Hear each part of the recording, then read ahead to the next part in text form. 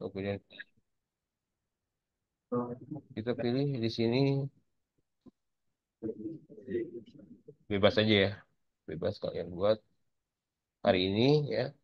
Misalkan jam 12 sampai dengan hari ini juga sampai dengan jam misalnya 17. Oke, kemudian pilih provinsinya, kemudian pilih kotanya, lalu masukkan lokasi, ya. Kemudian ini bisa dikosongkan, kita simpan. Yes. Sampai di situ bisa dipahami ya. Kita sudah punya ini namanya donor review ya. Kita bisa cari di sini. Sudah ada. Jangan lupa tambahkan box pada kegiatan. Ya. Karena kalau nggak ditambahkan, kegiatan itu nggak muncul ya. Itu ya. Jadi kita klik di box, tambah box ya. Oke. Nama kegiatan sudah dikunci, donor review. Kita pilih saja nomor boxnya. Ya. Box yang mana. Gitu ya. Kita ambil misalkan box ketujuh. Kita simpan. Yes. Oke. Sudah ada nih nomor boxnya, kita sudah punya box 7, nomor boxnya sekian. Nah, di sini apel jadwal kegiatan plus tambah box sudah kita lakukan. Nah, kemudian kita akan lihat kalau sudah ini dari sisi UTD sudah selesai sebetulnya sampai di situ untuk persiapan kegiatan. Lalu kita akan cari kegiatannya kita ke sisi saya tambahkan di sini. Ini sisi petugas UTD ya. Kemudian supaya maksudnya kita tahu ini dari sisi mana kita mengerjakan itu. Kemudian kita buat dari sisi pendonor. Oke. Nanti kita akan menggunakan data-data yang sudah ada saja ya, tidak harus daftar lagi. Nah, kita akan buka di edukasi Dasidon, edukasi Dasidoni, donor, edukasi donor sidoni xyz. Oke. Jadi nanti supaya gampang kalian sebenarnya tidak usah tutup ini ya. Di sini kita akan login dulu. Nah, bisa pakai yang kalian punya atau kalau tidak ada, kalian bisa masuk ke kegiatan sorry, kita bisa masuk ke bagian donor. Di sini ada pendonor ya. Ada pendonor isinya itu data-data donor semuanya. Segini banyak. Jadi kalian bisa ambil salah satunya ya. Ambil salah satunya. Misalkan saya ambil contoh yang agak jauh. Ya, misalkan saya ambil eh, eh, eh, eh, nama ya. Nah, supaya kalian nanti tidak kesulitan untuk masuk atau loginnya, passwordnya di reset saja. Di sini di reset dulu passwordnya. Kita copy dulu, ya. Saya copy ini kode pendonornya, saya copy dulu. Kemudian reset passwordnya. Oke. Ketika sudah di reset passwordnya, passwordnya itu hanya 123456. Ya. Oke. Dari sisi pendonor, kita berarti eh, login sebagai pendonor di edukasi dan donor sidoni.xyz. Kemudian pilih salah satu donor ya. Nanti untuk kita daftarkan. Nah, ini yang donor yang saya pilih, nomornya ini. Ya. 36036001, namanya nama. Oke. Kita udah punya nih donornya. Kita masuk login ke sini ya. Kita login, ini kode pendonornya. Lalu kata sandinya tadi sudah saya reset jadi 123456. Kita login.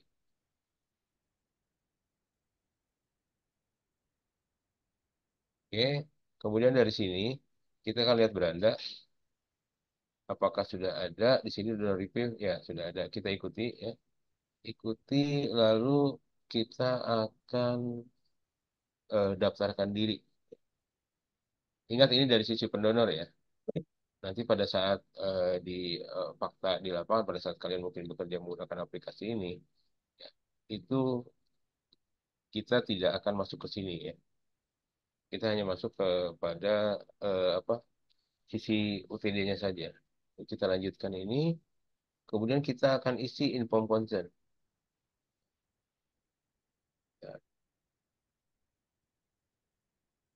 kita akan masuk inform consent ini yang perlu diisi dari sisi pendonor.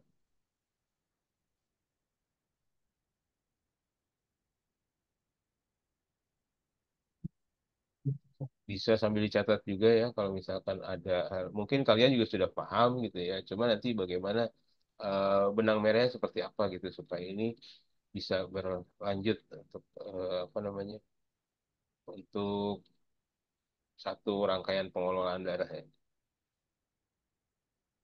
Kita buat seperti ini.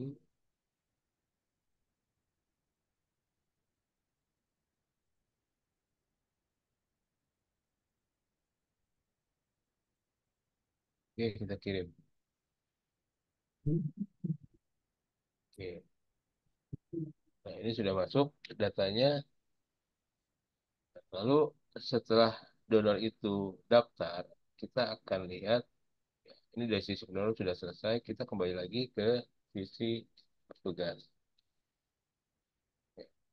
Nah, dari sisi petugas UTD, nanti kita masuk ke petugas registrasi.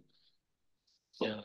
Donor sudah daftar, kemudian saat kegiatan, donor yang bersangkutan datang ke tempat kegiatan, maka yang dilakukan petugas registrasi adalah akan dilakukan pengecekan di menu peserta.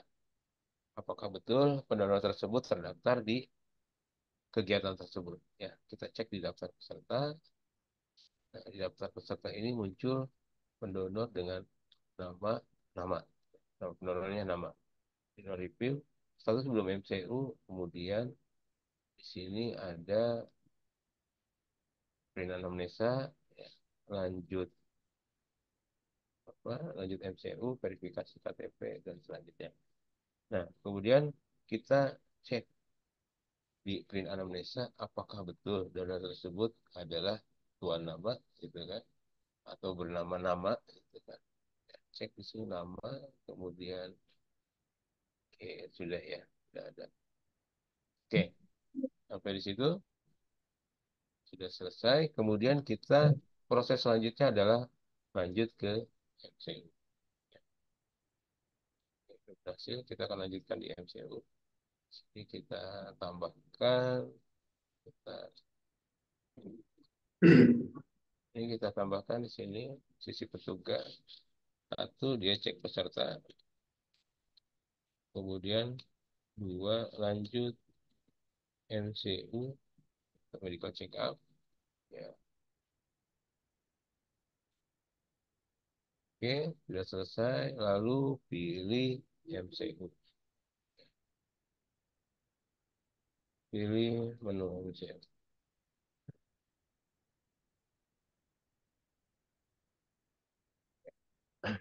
Kita pilih di menu MCU, pilih MCU reguler ya.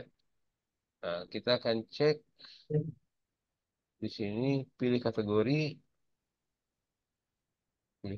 di sini reguler saja, kemudian simpan. Ya. Proses akan berlanjut. Di sini sudah kita kunci nama pendonor. Hasil pemeriksaannya apa? Di sini nama pendonor sudah sesuai semua ya. Di sini nama, kemudian kegiatan juga sudah sesuai, kode pendonor sudah sesuai.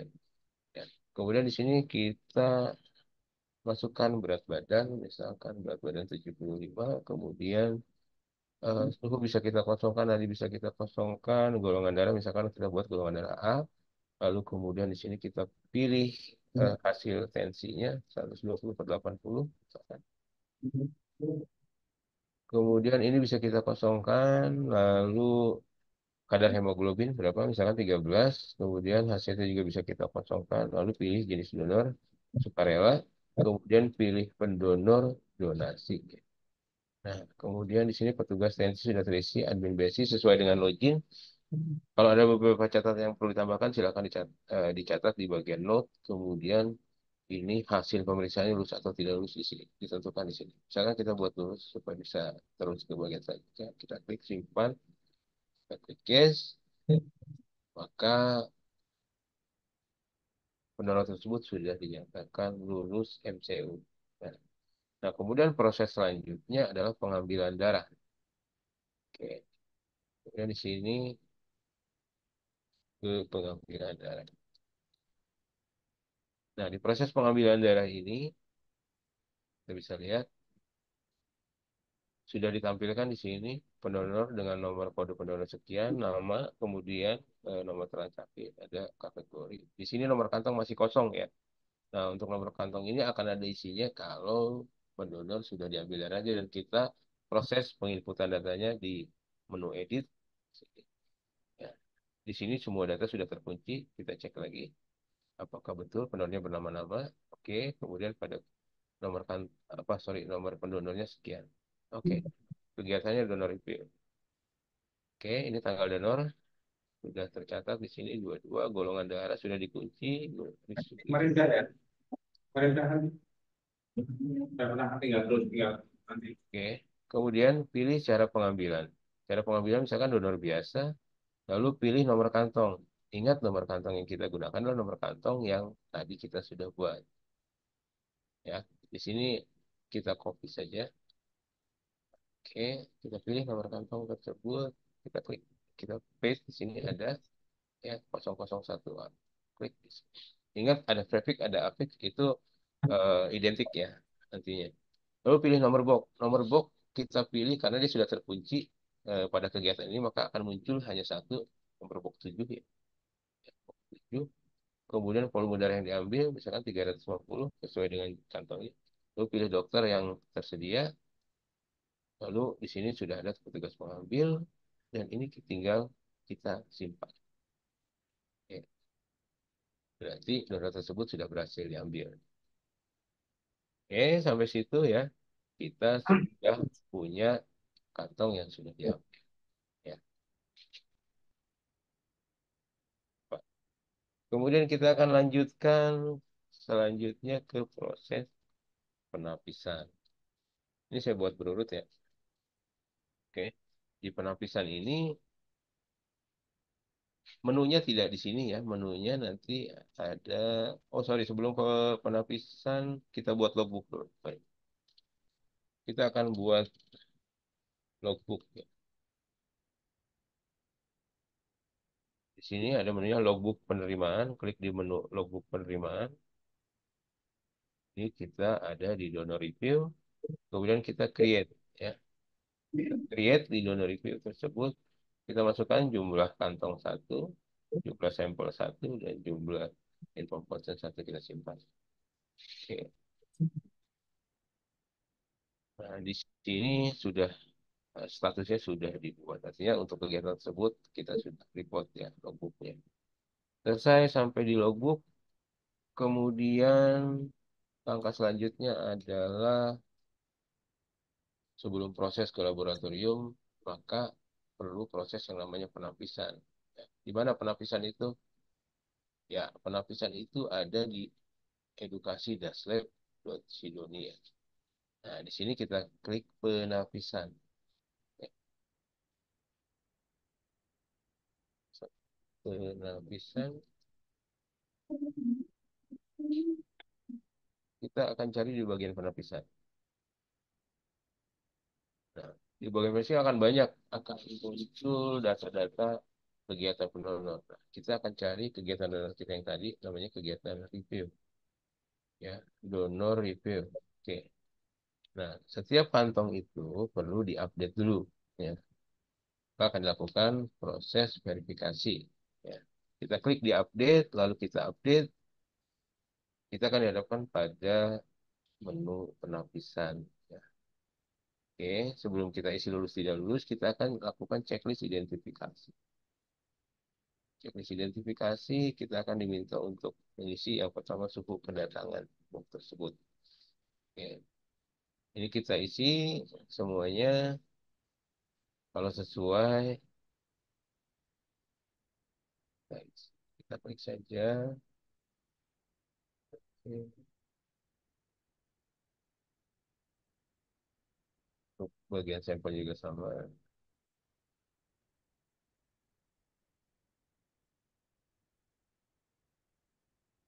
Lalu kita simpan.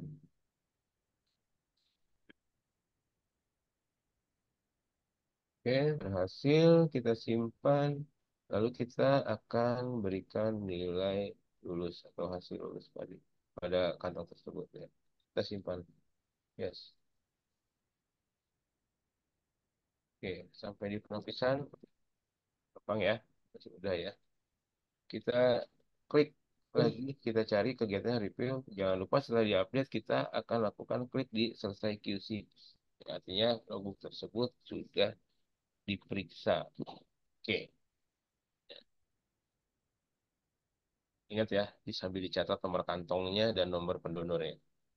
Lalu kita buat lembar penyerahan selanjutnya. Lembar penyerahan. Yang pertama kita akan pilih, kita kan nggak tahu nih nomor boxnya berapa. Kita pilih aja nomor kantong yang udah kelihatan. Nomor kantongnya sini. Kita pilih nomor kantong. Oke, sini sudah muncul. Kita klik cari nomor boxnya. Setelah ketemu nomor boxnya, kita kopas nomor boxnya. Kita masukkan di bagian ini, di bagian pilih box. Kita masuk, kita cari nomor kantong. Ya, jadi cari nomor kantong itu ini karena kebetulan satu ya. Kalau banyak ini akan sangat berfungsi sekali ya pilih box itu. Jadi menampilkan seluruh nomor kantong. Lalu kita akan buat ke bagian selanjutnya, pilih petugas, kemudian pilih nomor kantongnya atau pilih semua kalau kantongnya lebih dari satu, lalu kemudian kita cetak PDF. Nah, dicetak PDF ini akan memunculkan dokumen selanjutnya untuk dikirimkan ke bagian laboratorium. Oke, sampai di situ kita sudah menyelesaikan proses yang namanya penapisan. Oke, beres dari penapisan, ada dua kemungkinan. Yang pertama, sorry, tiga ya. Yang pertama, pengamanan darah itu terdiri dari KGD atau IMLTD, lalu proses selanjutnya adalah komponen, pengolahan komponen. Ya, kita akan masuk dulu ke pengolahan komponen. Ini kita di laboratorium ya, kita akan masuk ke komponen. Pembuatan komponen produk. Kita klik di pembuatan komponen produk.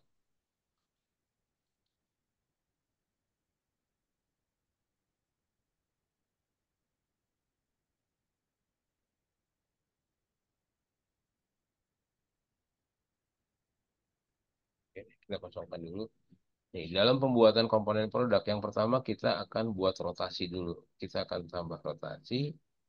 Ya, kita buat rotasi. Setelah buat rotasi, di sini diinputkan, misalkan jumlah putaran satu, pilih alat. Oke, kita simpan. Maka sistem akan memunculkan yang namanya rotasi. Nah, rotasi ini baru wadahnya saja. Dari situ kita perlu yang namanya proses pembuatan komponennya. Kita masukkan kantong ke dalam rotasi tersebut. Kantong ya, akhirnya yang kita masukkan ini nomor kantongnya. Kita cek di sini, copy, kita paste di sini.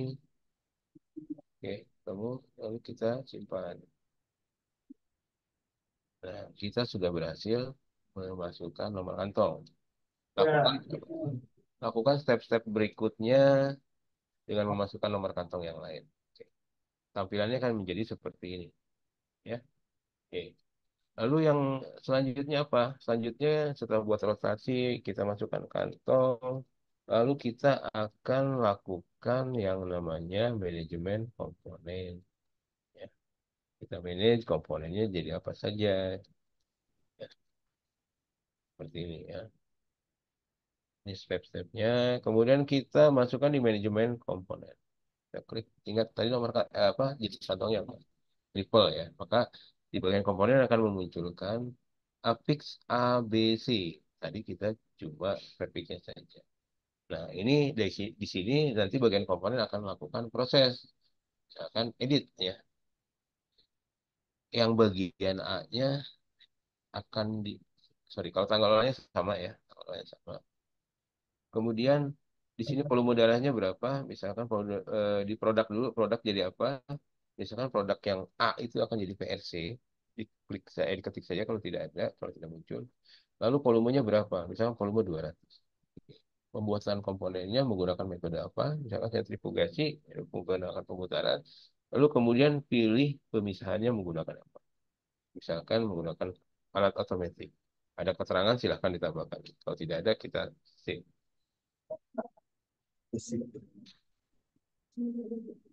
Oke, sudah jadi ya. Yang A ini jadi VRC. Lalu kita yang kedua, yang bagian B. Yang bagian B-nya akan kita jadikan apa? Gitu kan. Tanggal olehnya sama. Kemudian produknya apa? Misalkan produknya menjadi FFP. Oke, kemudian di sini volume darahnya berapa? FFP-nya misalkan 100. Kemudian pembuatan komponennya menggunakan sama sentrifugasi dan bisa menggunakan alat otomatis. Lalu kita simpan. Maka komponen yang kedua sudah bisa kita buat. Di sini sudah terlihat ada MPP. Lalu tinggal yang ketiga. Klik yang ketiga, kita masukkan tanggalnya, tanggal hari ini. Kemudian di sini pilih produknya, misalkan trombosit konsentrat. Kalau tidak kelihatan, langsung diketik saja trombosit konsentrat OTC. Kemudian di sini 50 untuk volume darahnya, pembuahannya sama dengan sentrifugasi dan pemisahnya menggunakan alat otomatis. Lalu kita simpan. Oke. Nah, prosesnya sampai di situ selesai bagian komponen. Ya, tinggal nanti cetak barcode saja. Ya, cetak barcode kita pilih. Makanya tadi perlu dicatat kenapa? Terkadang kita karena tidak menggunakan alat ya, dan tidak ada fisiknya kita lupa. Sudah kita masukkan saja kita kopas di sini. Pilih nomor kantong. Misalkan bagian, nah dia akan tanya bagian A yang bagian B atau bagian C yang mau cetak. Misalkan kita mau cetak bagian B ya. B itu kantongnya kantong apa? EPP ya, coba kita cek benar nggak? Nah ini masalahnya kaitan dengan integrasi data. Artinya setelah kita inputkan datanya masuk ke bagian selanjutnya harusnya tidak boleh berubah. Gitu ya. Dan saya kirim, nah, maka sistem akan melakukan pencetakan. Oke, kita cek benar nggak nomornya 360324052201B 22. Nah, kita lihat di bagian kanannya yang saya ini bagian ini 2200 360324052201. Ya, kita ambil yang bagian B-nya. Produknya PP sesuai dengan yang kita inputkan, lalu tanggal ambilnya kapan? Ya, tanggal ambilnya tanggal hari ini. Ya, 22.05.2024 jam 22 sorry jam 2:33. Oke. EPP ini isinya berapa? 100 cc. Oke, sesuai. Kemudian expired date-nya secara karena tanggal buatnya tanggal hari ini jam 12 gitu. Terus kemudian di sini untuk expired date-nya itu akan mengikuti eh, tanggal 1 tahun ya, 1 tahun expired date. Oke. Nah, itu nanti akan ditempelkan ke bagian apa kantongnya ya. Nah, oke. Sampai di sini kita selesai untuk pembuatan komponen. Nah, selanjutnya adalah materi kita tentang eh, pengamanan darahnya ya. Alur proses pengamanan darah. Oke, eh bisa ditangkap ya. Ya, ada pertanyaan nggak itu yang kemarin, materi kemarin itu, Pak bagaimana yang mengulang? Ya, Ya, jadi ada beberapa halaman admin dan eh, yang digunakan untuk memproses itu ya, jadi kan sangat bingung. Tapi besok kalau untuk prakteknya lebih mudah ya, praktek kenyataan lebih mudah. ya. Ya, Nah, itu jadi prosesnya seperti itu ya alurnya. Ya, siapkan dulu kantongnya, Anda siapkan jadwalnya. Kalau kemarin masih masih terfragmentasi artinya karena memang di satu materi saya sampaikan tentang satu hal, kemudian satu materi lagi tentang hal lainnya, maka ini kita review supaya dapat satu satuan utuh ya. Dan ini sudah kita coba langsung. Ini tadi live ya. Itu integrasi datanya tetap terjaga. Nanti kalian bisa coba sendiri-sendiri ya. Oke, sampai di situ selesai kita eh, proses produksi data. Ya. Nah, sebelum produk darah ini bisa didistribusikan atau bisa dilanjutkan ke bagian lain, yang akan kita lakukan adalah kita harus menjamin bahwa darah yang di akan nantinya akan didistribusikan itu sudah dinyatakan aman, aman dari penyakit maupun dari kesalahan golongan darah. Ya, maka di sini ada yang namanya proses eh, selanjutnya, yaitu proses pengamanan darah. Mana darah? Oke. Nah, di pengamanan darah ini eh, mungkin ada beberapa perbedaan di masing-masing UTD. Seperti misalkan kalau teman-teman kita di wilayah tertentu, di wilayah endemi, mungkin ditambahkan untuk parameter malaria. Nah, secara umum sendiri parameter yang kita periksa itu hanya terdiri dari 4 ya. Nah, di mana ada hepatitis B, hepatitis C, kemudian sifilis dan HIV ya. Ya. Nah, tujuan dari pengamanan darah itu sendiri adalah sebuah apa namanya sebuah upaya sebetulnya ya, upaya yang kita lakukan. Bagaimana kita meminimais sebuah resiko terjadinya penularan melalui transfusi darah ya. Kalau pertanyaannya apakah bisa dijamin 100% bahwa darah yang didistribusikan itu aman ya. eh yang namanya upaya itu masih ada sekian persen mungkin, walaupun sedikit ada kemungkinan, tetap ada kemungkinan. Nah, lalu bagaimana, apa sih yang bisa kita lakukan untuk supaya eh, darah itu aman? Maka yang kita lakukan pertama bahwa darah-darah yang kita distribusikan itu adalah darah yang kita ambil dari donor-donor yang memang sudah biasa mendonasikan darah. Artinya donor-donor sukarela yang memang bukan donor baru, bukan donor baru yang mendonorkan darah, tapi donor yang sudah rutin mendonorkan darah. Di mana setiap kali mereka mendonasikan darahnya itu, maka akan dilakukan proses pemeriksaan terhadap 4 parameter penyakit tersebut. Artinya tidak hanya sekali, donor pertama diperiksa, donor kedua enggak, donor ketiga enggak, donor keempat diperiksa, donor kelima enggak. Setiap kali mereka melakukan donasi darah, maka saat itu pun dilakukan pemeriksaan terhadap 4 parameter penyakit tersebut. Karena siapa yang tahu, masih bisa memungkinkan terjadi yang bersangkutan atau donor bersangkutan juga terpapar 4 parameter tersebut. Dari mana? Banyak dari gaya hidup, kemudian pergaulan dan lain sebagainya yang memungkinkan itu terjadi. Atau pola pola hidup, pola makan, pola pergaulan yang salah, maka memungkinkan itu terjadi. Nah, biasanya pendonor-pendonor yang sudah biasa melakukan donasi darah itu lebih teredukasi gitu ya. Jadi sudah well education gitu kan, bagaimana mereka juga tahu untuk menjaga kondisi mereka sebelum mereka mendonasikan darah. Karena mereka tahu bahwa darah yang mereka donasikan itu memang digunakan untuk pengobatan, sehingga mereka akan menjaga gaya hidupnya supaya tidak mengakibatkan orang lain terinfeksi malah gitu ya. Dan apa? Karena menggunakan darah dari yang bersangkutan. Ya. Oke. Jadi kalau pertanyaannya masih mungkin kan? Masih mungkin. Ya.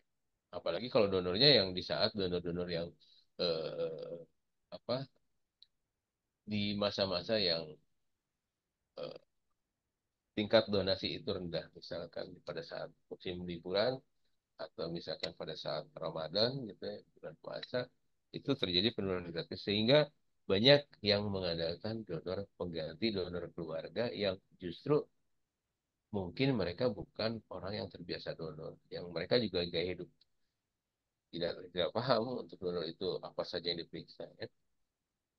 Maka di sini kita akan lakukan upaya optimalisasi pengamanan darah dengan cara apa? Ya, SDM-nya juga harus bagus, kualitas SDM-nya ya, kemudian kualitas peralatan yang digunakan, kemudian juga reagensi yang digunakan dan lain sebagainya. Ya.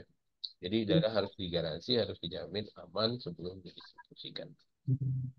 Nah, pengamanan darah sendiri itu dilakukan pada setiap kantong ya, pada setiap kantong yang didistribusi, yang di apa, yang didonasikan dan itu diuji semua satu persatu menggunakan sampel darah yang diambil dari donor tersebut. Mulai dari hepatitis B, hepatitis C, kemudian apa namanya HIV dan sifilis. Nah, kemudian eh, metode-metode pemeriksaan yang digunakan juga gitu kan itu berjenjang ya, mulai dari yang apa manual, kemudian manual otomatis, kemudian dari apa metode yang digunakan juga ada misalkan menggunakan rapid test, menggunakan eh, apa namanya ELISA, CLIA dan lain sebagainya macamnya. Nah itu kan kalian pelajari itu di tempat kalian sekarang sedang kuliah itu dipelajari pemeriksaan-pemeriksaan tersebut. Nah, sampai yang eh, tertinggi mungkin ya yang digunakan di IPD itu ada konfirmatori yang namanya pemeriksaan dengan metode nucleic acid nucleation test atau NAT ya. Itu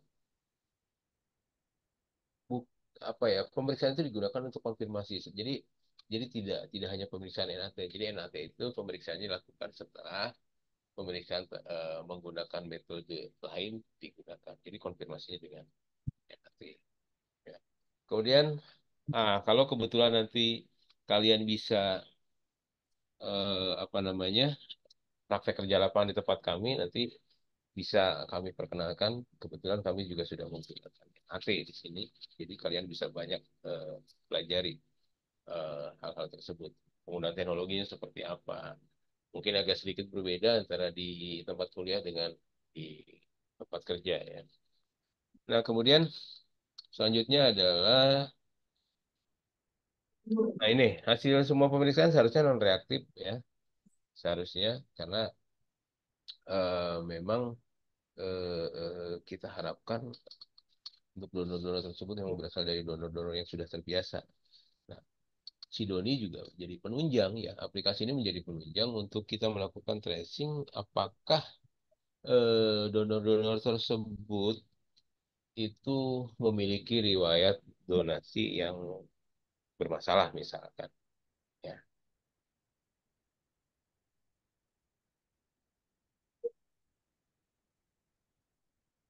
Oke. Kemudian selanjutnya ada beberapa algoritma nanti untuk hasil pemeriksaan dengan reaktif penanganannya seperti apa, kemudian juga pemeriksaan lanjutannya seperti apa. Nah, ini nanti kalian bisa baca apa eh, seperti apa sih pengamanan darah itu. Saya akan lebih ke datanya nanti ya. Yang kedua yaitu pengamanan darah dari sisi konfirmasi golongan darah ya.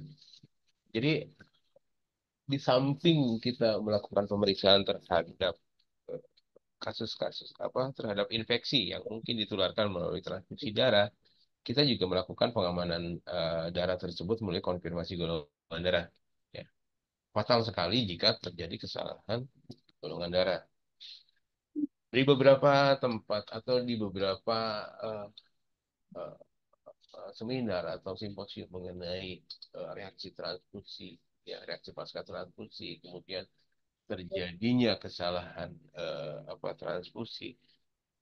Poin pertamanya adalah yang paling tinggi adalah adanya kesalahan tulis-menulis, ya, clerical error, ya. Bukan lagi di sisi teknisnya sebenarnya. Sisi teknisnya mungkin tidak dominan, tapi sisi yang terkait dengan administratifnya, kesalahan penulisan dan lain sebagainya itu sangat besar.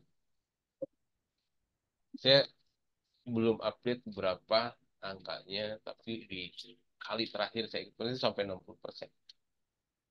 Nah, maka penting sekali kita memiliki penunjang untuk melakukan pemeriksaan tersebut, mulai dari peralatan, mulai dari sistem pendataan dan lain sebagainya, supaya hal tersebut bisa kita minimalisir. Dan ini bahkan harusnya sudah zero ya, tidak boleh terjadi kesalahan golongan darah. Ataupun jika terjadi, maka darah tersebut tidak boleh dijual atau tidak terdistribusi. Jadi lakukan pemeriksaan ulangan terhadap case-case yang terjadi untuk memastikan sebelum darah itu keluar harus dinyatakan firm untuk masalah golongan darahnya. Ya. Lalu bagaimana cara melakukannya? Nah, kalau cara melakukan secara nyata di lapangan itu pasti kalian lebih paham tentang itu. Bagaimana perlakuan darah diperiksa supaya apa bisa dideteksi darah tersebut aman atau tidak dari parameter IMLTD, lalu kemudian golongan darah juga seperti itu. Nah, di sini yang kita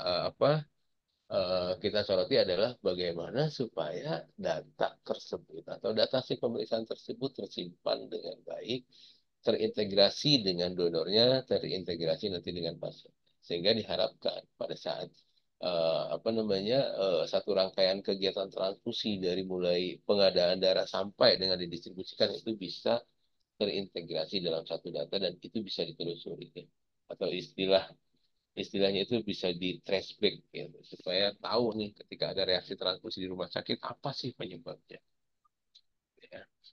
Nah, untuk eh, aplikasinya di Sidoni kita akan login menggunakan login yang sama.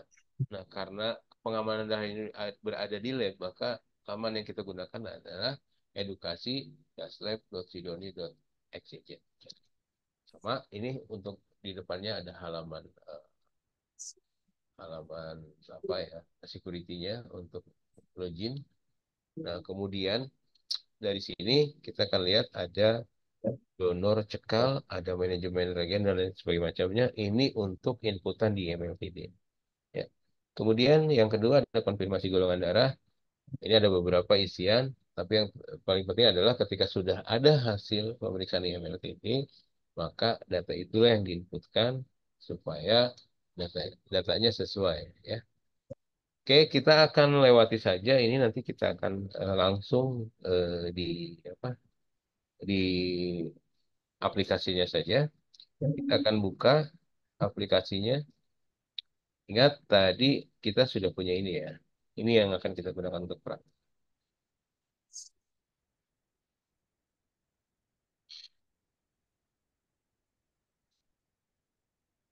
Nah,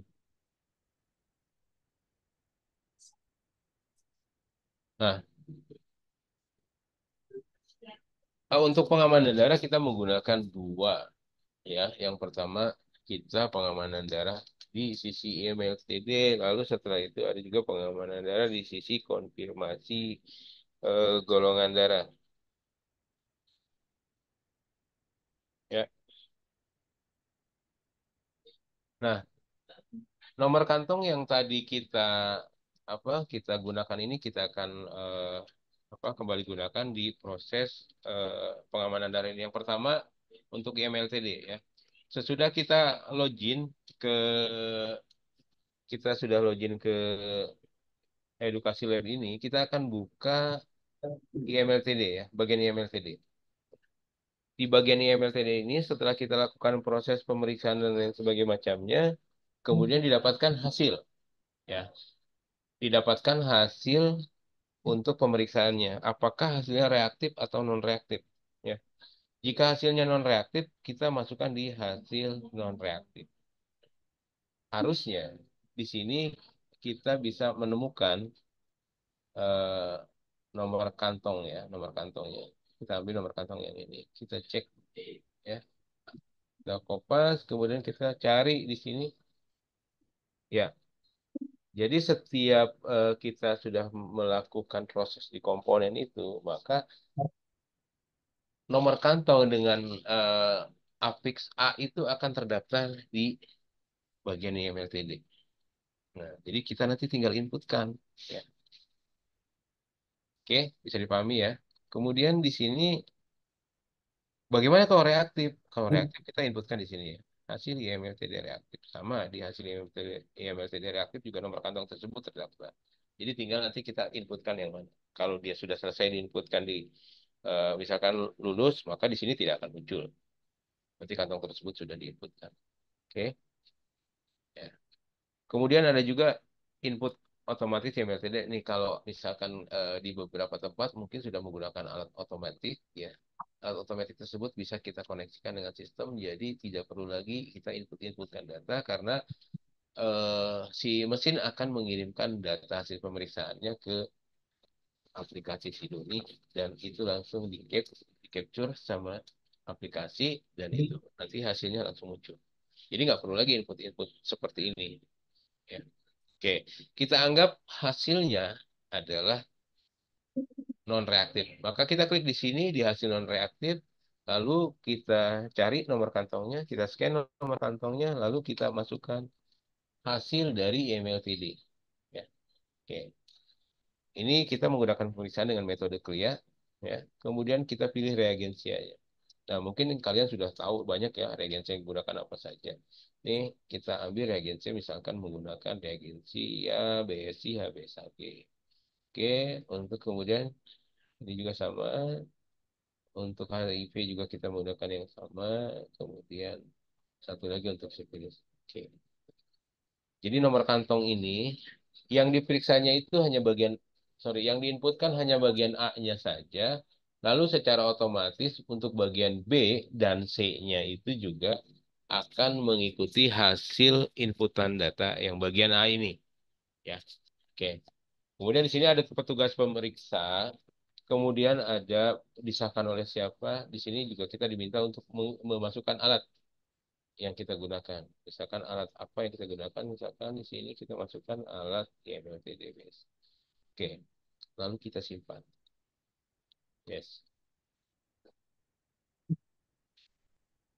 Oke, berhasil. Ya, jadi nomor kantong tersebut sudah kita inputkan dan hasilnya adalah non-reaktif. Ya. Kita cari lagi sini pasti sudah tidak ada karena dia akan didorong maju ke bagian selanjutnya. Oke, sampai di situ IMLTD sudah selesai kita lakukan. Ya. Kemudian kita akan masuk ke bagian konfirmasi golongan darah, di mana kita akan memeriksa darah tersebut benar atau tidak, ya, golongan darahnya. Setelah diperiksa, kemudian misalkan didapatkan hasil, maka kita inputkan datanya pada menu hasil konfirmasi golongan darah. Ya, kita akan cari di sini nomor kantongnya. Oke, ada. Sama ya, kayak IMLTD juga. Jadi dia akan masuk list antrian untuk diinputkan datanya. Lalu kita akan masukkan hasil IMLTD, hasil KGD-nya, sorry. Nah, di sini ada pilihan. Pilih reagennya apa. Misalkan ini anti A, ini anti B, kemudian di sini anti D-nya. Oke, di sini pilih alat yang kita gunakan. Kemudian ini hasil screening antibody, ini standarnya negatif, ya. Kalau tidak dilakukan, dibiarkan saja.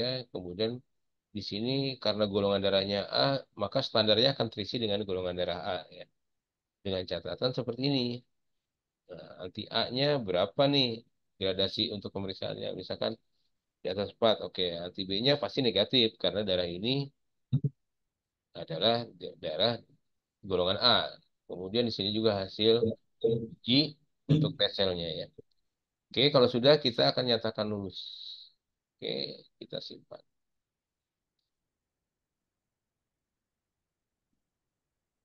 Oke, nah kalau kita cari lagi di sini harusnya dia sudah tidak ada ya. Karena darahnya sudah kita inputkan data. Artinya tadi proses dari awal kita sudah siapkan kantong darah dan sebagainya macamnya sampai dengan jadi darah itu sudah diproses menjadi packed red cell, menjadi fresh frozen plasma dan menjadi trombosit konsentrat. Kemudian di darah ini juga harus kita amankan dengan pemeriksaan IMLT dan pemeriksaan konfirmasi golongan darah. Sampai di situ selesai. Darah ini sudah melalui beberapa proses untuk bisa didistribusikan. Tapi nanti kita akan ketemu satu lagi apa satu lagi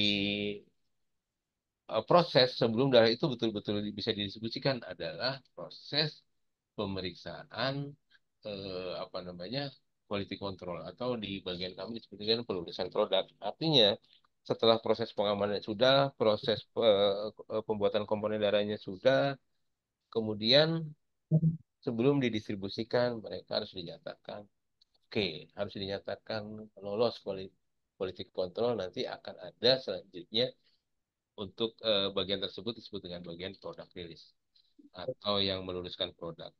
Ini nanti kita akan bahas di pertemuan selanjutnya.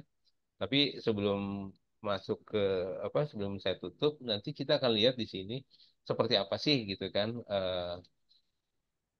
nextnya darah itu di QC. Nanti kita lihat dulu. Saya kasih bocoran dulu untuk minggu depan. Nah di sini kita cari nomor kantong yang kita buat tadi. Ini prosesnya akan sama dengan yang nanti coba kan. Di sini akan ada update. Kita akan update di sini. Nanti kita akan periksa semua kantong darah ini mulai dari proses awal, kemudian proses pemeriksaannya seperti apa. Di sini ada pemeriksaan HbA1c, HCP, HIV, dan sifilis. Kemudian ada pemeriksaan untuk konfirmasi golongan darah benar atau tidak. Ada pengolahannya, diolahnya kapan, itu harus sudah bisa dipastikan dari label yang tadi kita buat, yang ditempelkan. Kemudian untuk kantong dan donasinya, ini merek kantongnya apa, kemudian juga di tempat kegiatannya di mana, kode penerornya berapa. Jadi ini harus terintegrasi semua. Kita akan jelaskan nanti di pertemuan selanjutnya. Ya. Nah, di sini kan masih ada waktu nih Pak Seno nih. Nanti silahkan teman-teman buat seperti yang tadi saya kerjakan gitu kan. Nanti supaya paham seperti apa sih prosesnya. Gitu Pak Seno. Nanti Mangga. kita buat penugasan aja Pak. Jadi nanti kita tugaskan untuk membuat yang awal kuliah tadi dari Mhm. penyiapan kantong, kemudian nanti memindahkan di bagian atap, ke gudang atap, kemudian nanti ke bagian atap dan lain sebagainya sampai nanti pengamanan darah. Betul. Ya, Siap. itu ya. Ya, Nanti sebagai tugas ya. saja Pak. Biar nanti kalau nanti mereka ada permasalahan minggu depan kita akan bahas. Ya, setelah dibahas Oke. nanti baru nanti ke quality control kelolokan darah Pak ya. Itu ya. Coba. Dan tugasnya seperti yang Pak Firman tadi lakukan di awal kuliah. Awal kuliah tadi dari menyiapkan kantong darah, kemudian kalian memilih salah satu ID kantong darah, kemudian nanti silakan pindahkan ke gudang aftab. Langkah-langkah tadi ada 2 laman yang kalian harus lakukan, kemudian nanti pindahkan ke bagian aftab, ya kan? Ini pakai laman edukasi dan admin, donor dan admin, EGZ itu ya. Logonya pakai sama. Kemudian setelah itu pakai ID pendonor, masuk sebagai pendonor. Nanti ya, nih pakai ID sebagai pendonor. Login, sebelumnya direset ya. Kalau nggak salah kalian sudah punya ID sendiri-sendiri ya? Sudah daftar ya? Pakai itu aja nggak apa-apa. Ya. Pakai itu aja. Kemudian nanti silakan sampai ke sini, sampai nanti ke pengamanan yang seperti tadi. Ya, kami coba semaksimal mungkin. Kalau ada masalah besok kita bahas. Ya, nanti rekamannya kita upload di YouTube ya. Kalau kalian nanti kesulitan. Ya, gitu ya. Ah,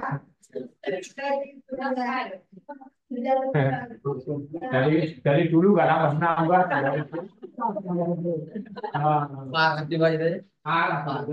Ya, itu Pak Firman ya. Oke, baik Pak Seno. Ya, Ya. ya. Jadi nanti data kalian yang tugas ini akan dipakai untuk ya, gitu, Pak. Ya, oke. Cukup Pak Firman. Oke, baik. Terima kasih Pak Seno. Ya, Ya, mungkin materinya cukup sampai hari ini sampai di situ dulu. Silakan channel ditutup. ya, oke. Oke, jadi untuk pertemuan hari ini kita coba sekian sampai dengan pengamanan jarak. Tugasnya sudah saya sampaikan tadi, silakan dicoba menggunakan kalian pakai ID kantong masing-masing ya. Ikuti langkah-langkah sampai nanti ke pengamanan jarak. Selanjutnya nanti akan kita proses di proses selanjutnya, yaitu di QC kelolosannya, produk jarak. Ya, ya. Jadi silakan ditampung kalau ada kesulitan. untuk pertanyaan minggu depan. Oke, terima kasih. Kita tutup pertemuan dengan bersama-sama. Semoga apa yang Pak Firman sampaikan bisa kalian pahami dan bisa bermanfaat kalian. Berdua kita cukup. Terima kasih. Selamat siang. Assalamualaikum warahmatullahi wabarakatuh. Terima kasih Pak Firman. Ya, oke. Terima kasih Pak Seno.